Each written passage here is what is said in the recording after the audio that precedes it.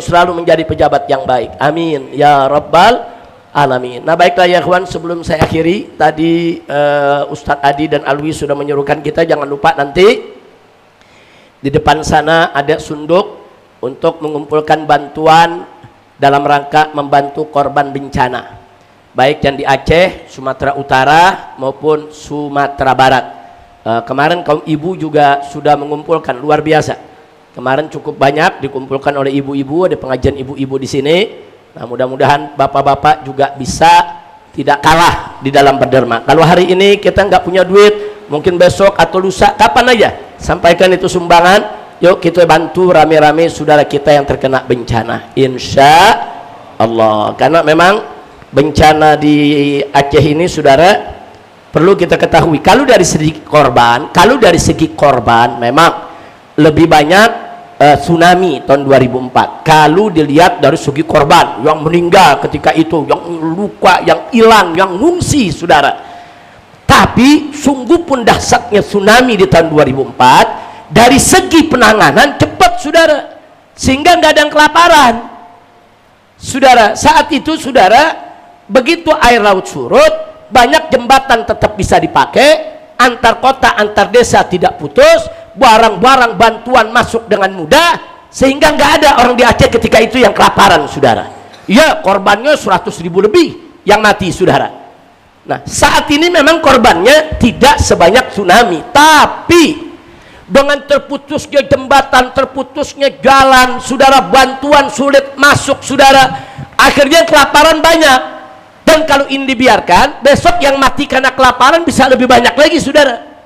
Na'udzubillah min dzalik. Nah saat ini saja kalau kita lihat saudara, yang meninggal saja sampai malam tadi sudah 816 orang, yang hilang 274 orang, yang luka ribuan, yang jadi pengungsi 1 juta lebih saudara.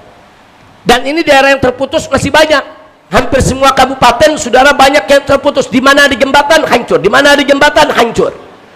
Nah jadi kita khawatir kalau ini kita biarkan, kalau hari ini meninggal 800, katakan 1000 orang, kalau orang kelaparan didiamin, besok bisa ribuan yang meninggal dunia karena kelaparan saudara. Nah ini jangan sampai bencana ini akhirnya bisa lebih dahsyat daripada korban yang terjadi pada tsunami tahun 2004. Jangan sampai terjadi saudara. Nah jadi kita di FPI pengalaman bagaimana dulu kita turun harus 100.000 lebih mayat yang ada di Aceh saudara, luar biasa. Tapi bantuan cepat datang saudara, dan dari luar negeri juga cepat datang saudara. Hari ini kejadian, besok itu bantuan dari mana-mana datang. Nah kali ini luar negeri mau kirim bantuan saudara ragu-ragu. Kenapa? Karena pemerintah belum mengumumkan sebagai bencana nasional. Sebagian negara tetangga seperti Malaysia ya sudah membantu, sekedar bisa membantu. Tapi kalau diumumkan sebagai bencana nasional, itu dunia internasional semua turun ikut membantu saudara. Mereka banyak yang punya helikopter, mereka bisa bawa bantuan itu dengan kapal-kapal mereka, helikopter mereka. Ini pemerintah nggak mengumumkan sebagai bencana nasional. Ada apa? Nah, mungkin ada kekhawatiran, baik, jadi ada pihak-pihak yang membisikkan pemerintah supaya jangan disebut sebagai bencana nasional. Saya khawatir yang membisikkan pemerintah ini ketakutan, sebab kalau jadi bencana nasional harus ada audit, harus ada pemeriksaan, harus diteliti, harus diinvestigasi. Kenapa banjir bisa begini saudara? Siapa yang buat kerusakannya? Siapa yang punya perusahaannya? Siapa yang tebang hutannya saudara? Nah kalau itu diselidiki, mereka semua ditangkap, perusahaannya semua ditutup. Nah orang-orang ini ketakutan. Nah, mereka bisikin pemerintah, jangan, ini bencana biasa, jangan disebut bencana nasional, karena mereka ketakutan untuk diusut saudara.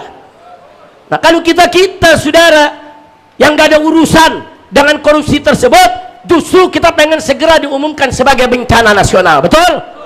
Setuju? Jadi